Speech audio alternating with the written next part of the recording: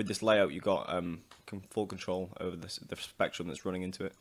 So yeah, it's really useful to kind of play around with that and see what you can get. So often changing the amount of low end going into a sound can do a lot. Sometimes removing the mid range will drastically change it.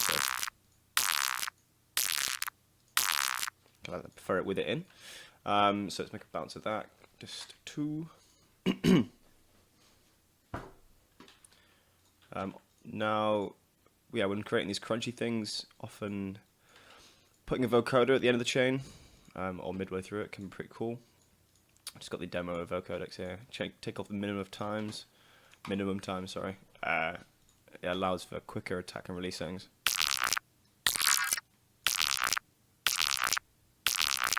Sounds pretty mean.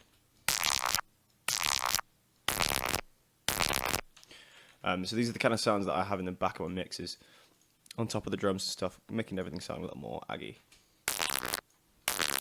Whew. Okay, so let's bounce it out.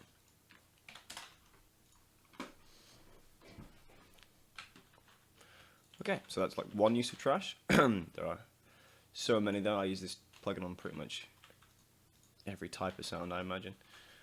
If we bring a little break in, we can do some creative stuff with that. So let's find a break. It should do.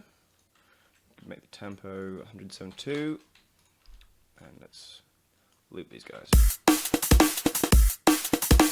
Okay, so at the moment we've got quite a cool break, but we want to have a consistent low end here to use alongside it, so that each part of it can be kind of crunched up a little bit. So I'm going to throw in a sine wave. And like play about with the pitch. So I'll have a little pitch down on the start of the sound. So go into envelope here, we can have a listen to that. Okay, so we're going to match the rhythm of the sine waves to the break. So its main hits are the kick and snare, which happen there, there, and there. So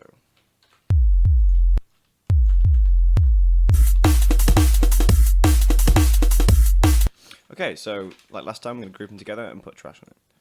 So got the break in blue and the sine in yellow. Okay, so that's our low end and that's our tops, basically. Okay, so let's put a trash through them. Let's get up the same chain as last time. So EQ trash, EQ trash. And obviously it doesn't have to be just 2, you can do it as many times as you want, really. Okay, so let's have a listen. Get our distropper up again.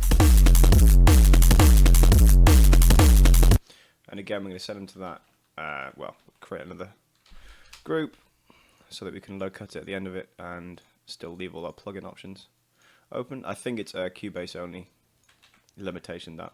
So if you're able to, I think you can just whack on as many plugins as you want.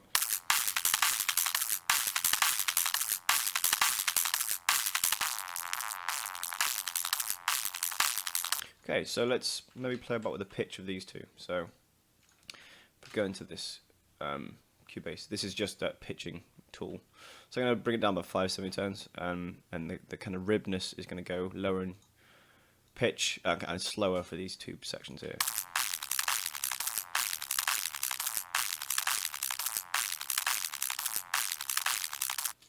So we've got that. Let's play with it a little bit more. Maybe get a faulty up.